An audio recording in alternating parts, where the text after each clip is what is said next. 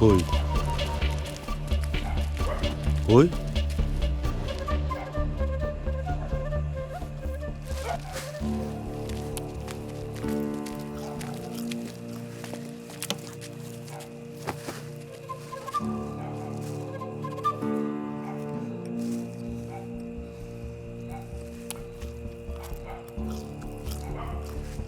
Sir ধরবো না।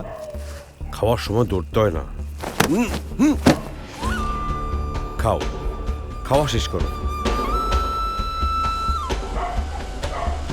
এই ফাইলের মধ্যে তোর 14 গোষ্ঠীর জীবন বৃত্তান্ত আছে। এমন কিছু আছে যা তুই নিজেও জানোস না। স্যার কবে কখন কার সাথে ফোনে তুই কি বলছস, কি করছস, সব এই ফাইলের মধ্যে আছে।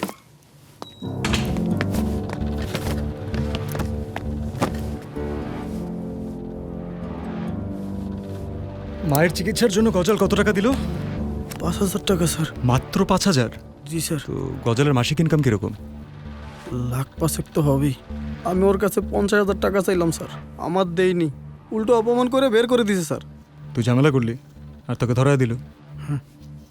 আমি একটা জিনিস বুঝি না, এই যে যত ইনকাম এগুলো তো তোদের মাধ্যমেই হয়, তাই না? জি স্যার। তাহলে তোদের দুঃখ কষ্ট দেখে না, তোদের জন্য কিছু করে না?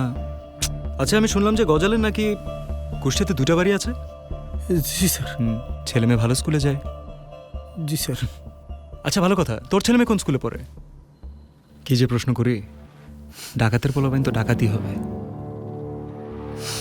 তোর জন্য দুঃখ হয়, তুই তো ধরা গেলি, তোর তো জীবন শেষ।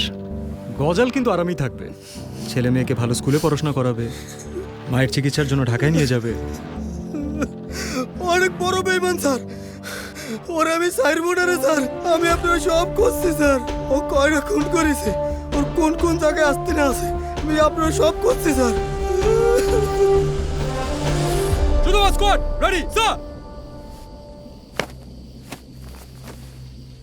প্ল্যান বলো। সুন্দরবনে তাদের জীবিকা নির্বাহ করে এমন অনেকেই গজালের ইনফর্মার হিসেবে কাজ করে। এই কারণে আমাদের আগের অপারেশনগুলো সম্পর্কে গজাল আগে থেকে জেনে যেত। দ্যাট ইজ ওয়াই আমরা এবার একটা স্টিলথ মুড অপারেশন প্ল্যান করেছি। আমাদের ডিসগাইজ হবে একটা পিকনিক পার্টি বোট। এই পথ পাড়ি দিয়ে আনুমানিক রাত 12টার দিকে আমরা আমাদের ড্রপ অফ জোনে পৌঁছাবো।